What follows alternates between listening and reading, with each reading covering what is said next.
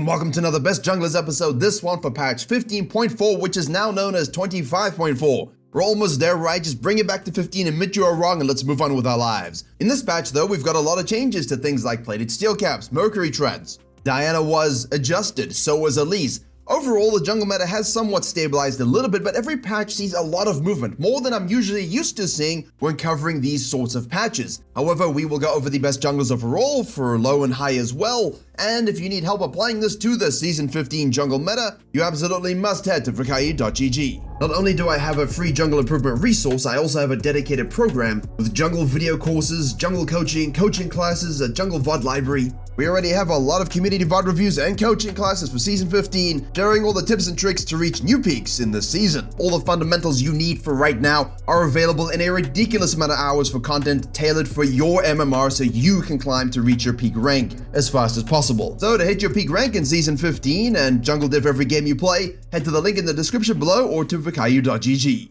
First up, I'm gonna throw in the Nocturne, mostly because a lot of the things around him that were above him have been directly nerfed or indirectly nerfed through systems.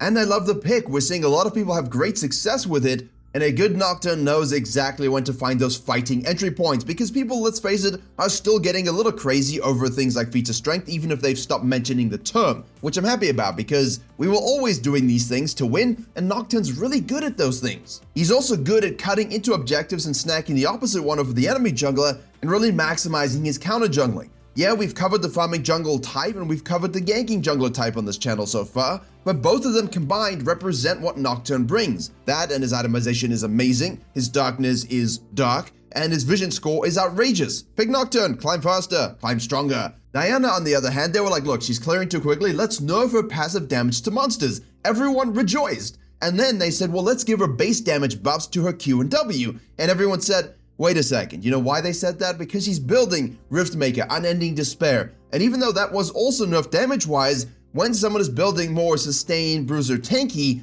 you buff their base damages, that's a direct buff to them, because they're not getting the maximum out of their scalings anyway.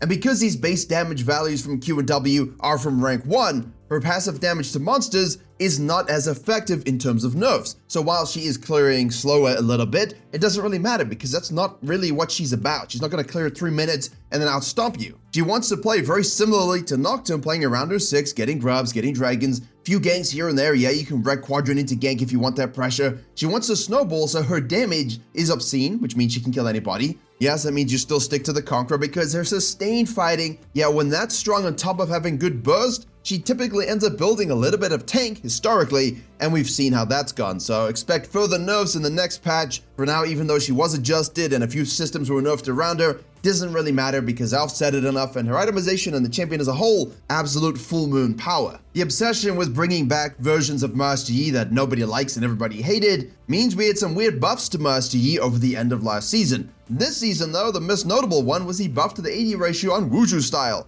and that's the thing that does true damage. And while he's not some objectively OP giga strong jungler that's gonna be the best meta to find, no, but he is strong when played correctly. And no, you're not gonna AFK farm too much, but he is really good at scaling. The snowball component for Master Yi now is the bigger thing, because attack damage growth was increased as well last patch or a couple of patches ago, and that bonus AD ratio goes up. That means the further you get ahead in terms of gold, that translates to more damage directly, and the more you level up from farming, counter jungling, denying, you get that attack damage growth as well, which again goes into all your spells. These all seem like small things, but when you take the buffs from 1423 onward, and you take the general meta in the game we're in now with itemization, Master Yi is just absolutely fantastic. And obviously, stressing this, use your brain when you play the champion. This is not old school Yi where he was truly OP and just ran into stuff and killed it. You gotta think a little bit more about your entry points, your exit points, your animation canceling with a W, channeling that appropriately, and obviously pressing E, otherwise, you know, what are you doing? Kayn is sitting in an absolutely glorious spot, objectively good from low to high, from here to the moon.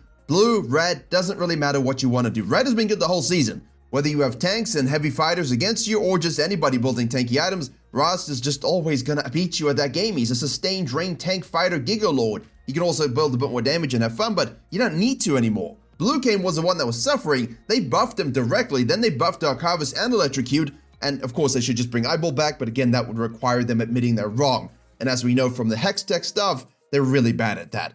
But that means that Blue Kayn is the best assassin in the game to climb. If you said, hey, make a new account, guys, go climb, I would recommend you all to go and play Blue Cane. Be the easiest way for you to do it. Swap into red when necessary, but does give you the best control over the game because of his mobility, his damage, his item spikes, the nature of the meta we have here, and when you need to rotate at an 80% probability to a gank, who better than Blue Cane with that E? Well, maybe Hecarim has something to say about that, and I love the pick right now. I've loved the pick for a few months. Not personally, I don't like facing the champion at all, I hate it in fact, but in terms of recommending it and seeing people pick it up and learn how to master the playstyle of rotating, farming, and playing around your 6, it just develops all the right skills for a jungler. And while this didn't used to be the case because he was either unkillable and who could just one-shot you anyway, or he would one-shot you before you could respond, and it didn't matter that you could kill him. Now we are in the space where you've got to think a little bit more about your itemization, your spikes. You can be killed, your positioning is important, but overall the champion is largely the same. In and out, use your ult, hit your E, maximize your movement speed, snowball, farm, play around 6, and win! And Jarvan is the boring version of this. Well, he can't really rotate as well, but he does give you that lockdown, he does give you great gank ability, he's great at fighting and snowballing in this kind of meta. But I do understand it. I'm bored of him, you're bored of him, no one likes to play it, no one likes to face it, but there's no denying the truth. He does everything well. He isn't really the master of anything, but he's got really no direct weakness other than perhaps you could outfarm him, but as we all know from Magurin days, that's not always a thing, especially when they buff the passive, like they did last year. Elise is back. They've nerfed the Kamikaze W to say, listen, this is too much damage, you're one-shotting people too much. We're also going to heavily nerf the ratios from that, but in turn, we will give you higher uptime on your W attack speed steroid and will increase the spider damage passive that you have. From a jungler perspective, hey, we can use that because we're clearing all the time, we're doing monsters all the time, we're invading all the time, we're diving all the time. So we're going to get more benefit from that in terms of hitting turrets and translating that benefit to every aspect of our game.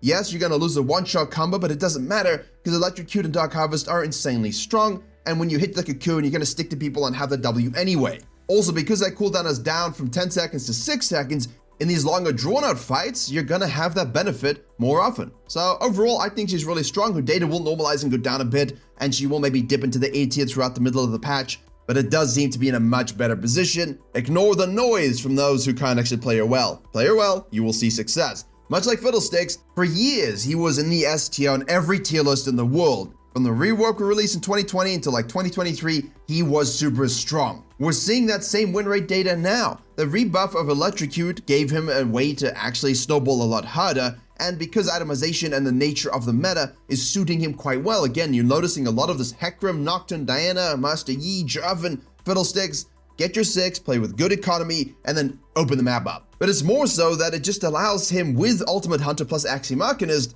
to have such a high uptime on his ultimate, it is activating a lot more his ability to be a single target assassin and not necessarily just waiting for the right fog of war abuse to get the best fight. I think he's a lot stronger than people know, I think he's a lot stronger than people are realizing, but as always, it's typically an OTP champion. However, put in some time, you will notice a lot of good things. However, with Vi, you don't need to put a lot of time and lock in and play, baby. Her win rate has kind of gone up and down over the course of the season, but play rate's so good, she just provides everything you kind of need always. And her problem in the past was not having the numbers and itemization, and the nature of the jungle meta wasn't good for her. And as we've had increased mobility, her locked-in ultimate is just proving so insanely valuable against basically anybody. It always has been, but I guess people just need to wake up sometimes. Arcane does give a little bit of a boost, but Ziri's release really did show us the value of Vi.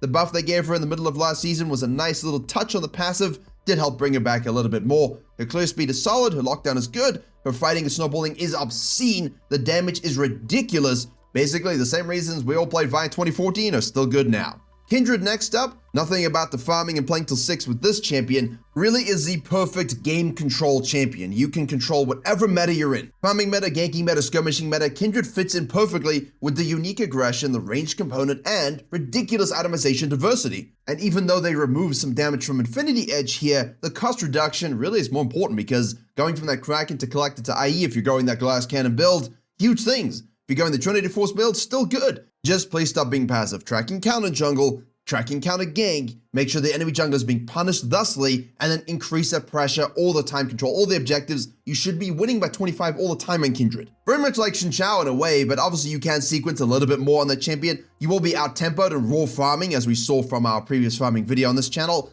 But as you would have seen, he had a lot of strong PvP comebacks in that game, and the only reason he wasn't able to seal the deal was because he didn't think aggressively enough early and kind of let the Hecarim get away with everything. Gank hard, invade hard, snowball hard. This is not a case where you want to chill and scale. It's a mental thing more than anything else with most players. Much like Warwick, and I think you're seeing the trend here. If you can optimize for experience and then play for gold leads in the right way using the map and the objectives we have, you're going to have a little bit more accessibility to carry games. However, these more aggressive ganking style junglers are still good in the meta, and it's really more about your ability to jungle well and your mentality going in. Warwick is in the exact same boat, and I really love the feel of the champion this split. He's looking much better than he has done in previous years. Itemization feels fluid, you've got a few options. I'm still pushing heavily my Trinity Force variety with a Titanic Hydra, but that's a unique burst, proc, Sheen, Tiamat combo, early snowballing thing. You got the standard Titanic Blade, the Stride Breaker.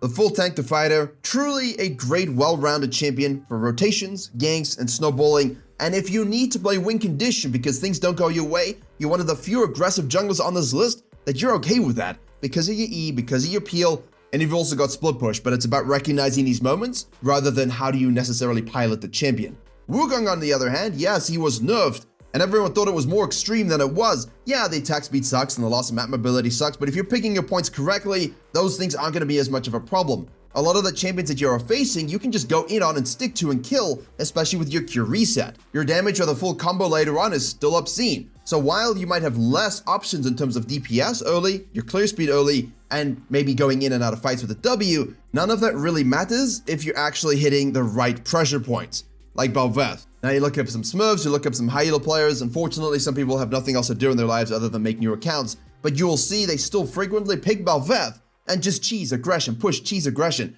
There's almost no champion as disgusting with a 2-3 level lead than Bel'Veth with her mobility, her true form, and her map pressure. Everything we've said about the champions on this page so far, put into Bel'Veth, times it by 10, and you're going to be looking at a really fast way to climb quick 20-minute games, 15-minute opens even. It's high pressure, it's important to hit your spells, and again, if you don't have the killer mentality, this champion won't work. Her Kraken-based itemization with Stridebreaker has not changed whatsoever. Absolutely outrageous champion. Now people are saying, Viego, he's weak, look at him. Then you look at the OTPs with like 57% average win rate, and you realize, hey, maybe I'm just not buying the right items. Maybe I just haven't gotten used to the lack of damage in terms of raw stats. And both of those things would be correct because your itemization is incorrect, and you haven't gotten used to the feel of the loss of damage. Yeah, you're weaker. He's the highest picked champion in the game. He's popular. He's got free resets later on in games. He should not have as much power early as he was having. Please look at the builds properly. Play around the Kraken Collector. Play around the Kraken Titanic. You can still go Trinity Force variety. You're just going to lose a little bit of that DPS. It's about understanding what it means to build these items and how it feels to play around the new reality when you've lost that attack speed growth, especially on your first clears. You have to shift your mindset. You have to shift your strategy. Once you do that, you will climb again and win again on Viego. We've had this discussion many times since it was released. The biggest one was when they nerfed his passive from 8% raw value down to 2%, and they were trying to encourage you to build differently. And I said, guys, stop building Divine Sunder and build Kraken. 6 months it took for Viego mains to get used to it. So play it now, win now, climb now. Next up, we should put Karthus because his data rivals Fiddlesticks and really looks great for the exact same reasons, except you can do your grump while killing bot lane. However, Nunu and Willem, that data is rising and rising and rising. Look, Abyssal Mask got nerfed, Unending Despair got nerfed, Plated Steel Caps got nerfed, Mercury Treads went down in cost, so obviously things don't look that great. But then you realize you're still going to build Leandries, you can build Volcanic Rukon anyway, and if you just do exactly what you've always been doing, not much changes for you. And once you realize that, you stop going full AP and you just itemize correctly in the champion, really super duper giga strong and fun. And no dudes didn't pay me to say that. As we go to the low elo page, we have Nocturne, Warwick, Amumu, Diana, Briar. Any surprises so far? No? Okay, good. Master Yi, Kane, and Yorick. Now, look, this is not a new thing. It is something that's getting more traction, definitely better in low elo. The slower clear speed initially is something that people struggle with, but you're really looking to play this in a I am the main character, I am the solo winner, I am the solo carrier, little bit of pressure early, one single base, and now you're clearing super duper quickly. Enemy jungler can't contest your counter jungling it so quick, and you can kill them super easily as well. And then, my friends, you all know, grubs and split push, grubs and split push. Yeah, you can do dragons, but grubs, herald, split push. The pressure that Yorick jungle brings when you rush that cleaver into something like a Shojin, you throw in the Leandries, really ridiculous mixed level damage and utterly insane invading power. I watched some, I've played some, and I'm like, whoa, this is way more powerful than it looks.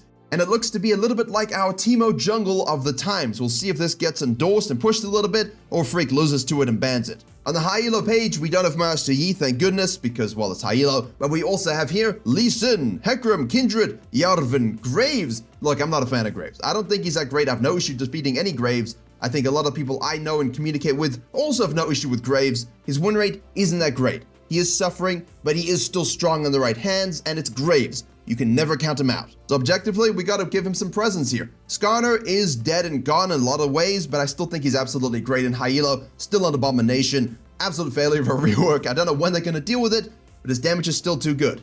And obviously, Viego and Elise are classic ones. Yeah, you got the Belvest, and you got all the other champions that people can typically use. As always, if you have someone in high elo playing a champion, yes, you can get there. If a lot of people are playing a champion in high elo and having success, then there's a bigger story there and they'll be more meta dominant and be in the rest of the video. But if you need to understand how to play a ganking jungler successfully and a farming jungler successfully, pick your chosen style on screen now.